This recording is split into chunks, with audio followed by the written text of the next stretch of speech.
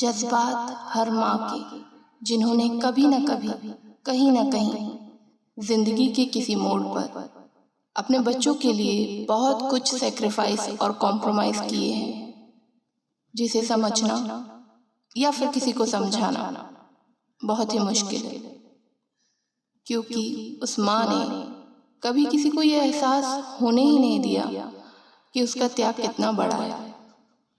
हमारी आज की कहानी उन सभी माँ को समर्पित है। ओह, ये शॉपिंग ने तो थका दिया मुझे। हाँ यार, लड़की की शादी करना इतना आसान नहीं है, लेकिन अच्छा है आज काफ़ी शॉपिंग हो गई। हाँ, रिश्तेदारों को देने के लिए कपड़े भी हो गए और रिया के लिए साड़ियाँ भी बहुत अच्छी मिल गई। अब पता नहीं रिया को पसंद आती है या नहीं। अरे पसंद क्यों नहीं आएगी, तुमने जो पसंद किया है। याद है बचपन में तुम जो भी ड्रेस उसके लिए लाती थी वो उसकी फेवरेट हुआ करती थी, और अपनी सारी फ्रेंड्स के सामने गाते फिरती थी कि ये मेरी मम्मा ने दिया है।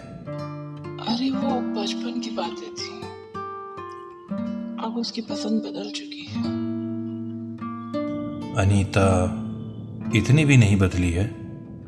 हाँ, समय के साथ थोड़ा सा बदलाव आता है बच्चों में। अरे मम्मा, कहाँ गए थे आप लोग और इतना सारा सामान कहाँ से ले आए? अरे तुम्हारे शादी के शॉपिंग में लगे हुए हैं बेटा। ये देखो रिया, तुम्हारे लिए साड़ियाँ, ये बैंगल्स और ये कुछ। ओहो मम्मा, ये सब क्या ले आए आप? आपको कितनी बार बोला है मेरे लिए शॉपिंग मत किया करो यार, मैं ये सब नहीं पहनती।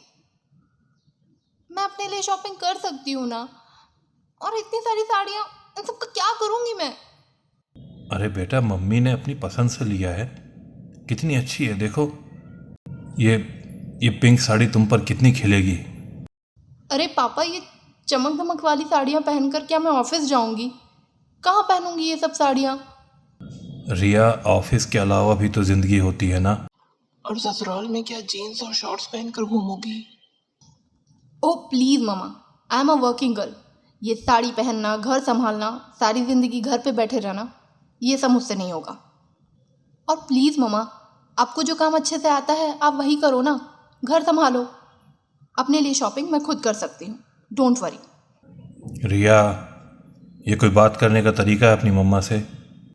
हाँ, लेकिन इसमें मैंने गलत क्या कहा? मम्मा को घर संभालना ही तो आता है, और वैसे भी शादी मेरी है तो मैं अपनी पसंद से अपने लिए शॉपिंग कर सकती हूँ। अच्छा, मैं सोने जा रही हूँ, और हाँ, मैंने खाना खा लिया है। Good night. रिया रुको, बात सुनो मेरी। रहने दो अमर, जाने दो उसे। मैंने कहा था ना, अब उसकी पसंद बदल चुकी है। पसंद नहीं बदली है, ज़िंदगी को देखने का नज़रिया बदल गया है। ज़िंदगी में ऐसी बहुत सी चीज़ें जो उसे जानना चाहिए था वो तुमने उसे छुपा कर रखी। शायद इसलिए उसे तुम्हारी और तुम्हारी पसंद की वैल्यू नहीं है। खैर, तुम बहुत थक गई हो, चलो डिनर करते हैं, इस बारे में सुबह बात करेंगे।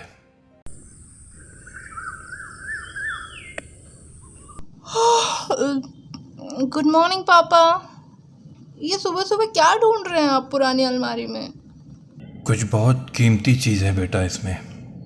कीमती चीज़? और इसमें तो सिर्फ कबाड़ रखा हुआ है पापा। कबाड़ नहीं है बेटा, इसमें बहुत ही पुरानी यादें रखी हुई हैं। तुम्हारे होने के बाद तुम्हारी माँ ने अपनी ज़िंदगी से जुड़ी हुई यादों को इस अलमारी में बंद कर दिया था, जो कभी तुम्हारी माँ की ज़िंदगी हुआ करती थी। वो ये अचानक आप शायरों की तरह बातें क्यों करने लगे? और ऐसा क्या है इस अलमारी में? अरे पहले हम शायर हुआ करते थे, और हमारी शायरी से ही तुम्हारी मम्मी इम्प्रेस हुई थी। वाह पापा, आप और शायर, क्वाइट इंटरेस्टिंग। लेकिन फिर छोड़ क्यों दिया आपने शायरी? मम्मी से शादी करने के बाद छोड़ दी होगी ना? वो कहते हैं ना, शादी के बाद इश्क ख़त्म हो जाता है। शादी के बाद नहीं बेटा, तुम्हारे होने के बाद छोड़ दिया। जब बच्चे घर में आ जाते हैं ना, तो शायरी और यारी दोनों अपने आप ही छूट जाती हैं और सिर्फ रिस्पॉन्सिबिलिटी नज़र आती है। तुम्हारी मम्मी के साथ भी यही हुआ था। ओहो, फैंटी डायलॉग। ये क्या है? वाओ, ये स्केच किसने बनाया? आपने? अरे मुझे सिर्फ बिल्डिंग बनाना आता है बेटा। ये फाइल्स तुम्हारी मम्मी की हैं।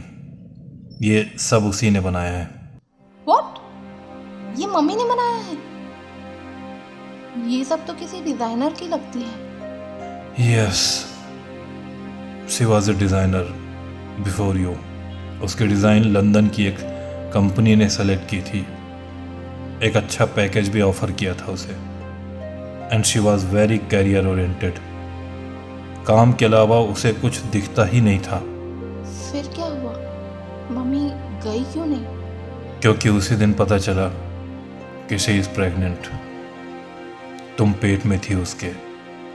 मुझे याद है वो दिन जब मैं कंपनी का लेटर लेकर आया था उसके पास, जिसका वो कई महीनों सालों से इंतज़ार कर रही थी। लेकिन उसने ये लेटर उठा के डस्टबिन में डाल दिया था, क्योंकि उसके लिए सबसे ज़्यादा तुम इम्पोर्टेंट थी। उसी दिन उसने मुझे बताया था कि वो माँ बनने वाली है। अनीता को मैंने इतना ज़्यादा खुश कभी नहीं देखा था। तुम्हारे होने के बाद भी उसे कई ऑफ़र आए। मैंने कहा था उससे कि वो ज्वाइन कर ले कहीं भी, अपना करियर देखे। रिया के लिए हम कोई गवर्नेंस रख लेंगे, लेकिन उसने कहा नहीं, मेरी बच्ची को मेरी ज़रूरत है, किसी गवर्नेंस की नहीं। और उन्होंने सारे ऑफर्स छोड़ दिए जस्ट बिकॉज ऑफ मी। लेकिन क्यों? हाँ, और ये तुम अभी नहीं समझोगी बेटा। एक माँ के लिए सबसे ज़्यादा इम्पोर्टेंट उसके बच्चे होते हैं। उसे पालने और बड़ा करने में, इवन उसे जन्म देने में भी एक माँ को कितने कॉम्प्रोमाइज़ और कितनी परेशानियाँ झेलनी पड़ती हैं। और प्रेगनेंसी के समय अपनी सारी पसंद नापसंद एक माँ को भूल जाना पड़ता है।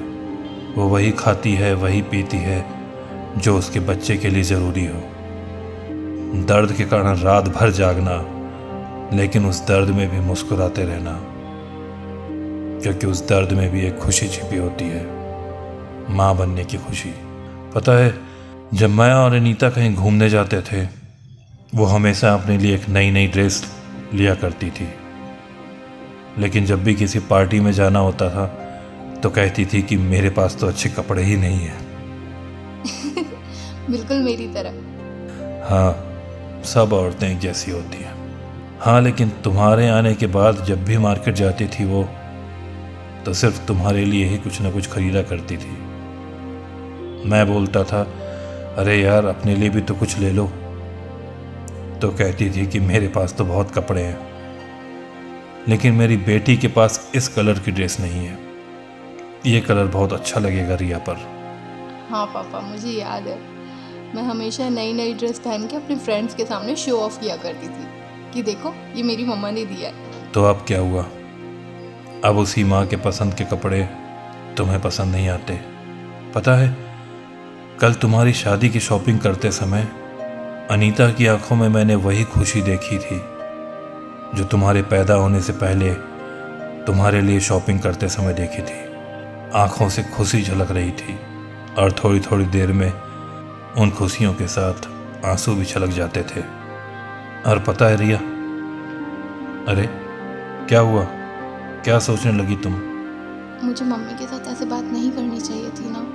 मैंने मम्मी को हमेशा घर में ही देखा है, खाना बनाना, घर संभालना, मेरी और आपकी हर चीज़ का ख्याल रखना। मुझे नहीं पता था कि मम्मा ने मेरे लिए इतनी कॉम्प्रोमाइज़ किए हैं। अपना करियर, अपनी हॉबीज़ सब छोड़ दिया। लो, आ गई तुम्हारी मम्मी। अब इनसे पूछो। अरे ये सब क्या निकाल के बैठ गए दोनों? शादी के इतने सारे काम हैं और आप एक कबाड़ निकाल के बैठे हो।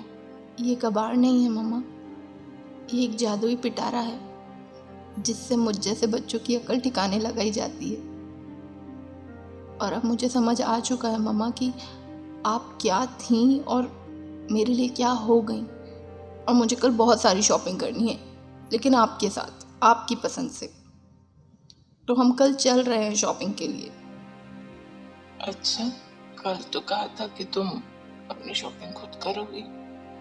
वो तो कल था ना मम्मा, लेकिन ये आज है, और कल जो होगा वो बीते हुए कल से अलग होगा। मतलब कि कल का भूला हुआ अगर आज घर आ जाए तो उसे भूला नहीं कहते। उसे रिया कहते हैं।